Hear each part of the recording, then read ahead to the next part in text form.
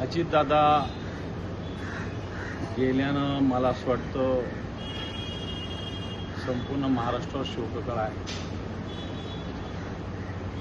अजितदादांसोबत मी विरोधी पक्षनेता म्हणून काम केलं आणि त्यांच्या मार्गदर्शनाखालीच केलं.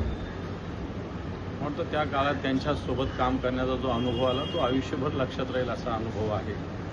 आणि नंतरही अजितदादा सत्तेत असतानाही विरोधी पक्षनेता म्हणून ज्या वेळेस त्यांच्याकडे वेगवेगळ्या कामानिमित्तानं गेलं, कधीही कोणताही आक्रोश त्यांच्यावर टीका टिप्पणी करूनही न ठेवता जनतेचं काम अतिशय मनापासून करणारे अजितदादा एक मोठं नुकसान संपूर्ण महाराष्ट्राचं झालं. एक नियोजनात पक्का असणारा माणूस, सुस्पष्ट बोलणारा माणूस, निर्भीडपणे बोलणारा माणूस.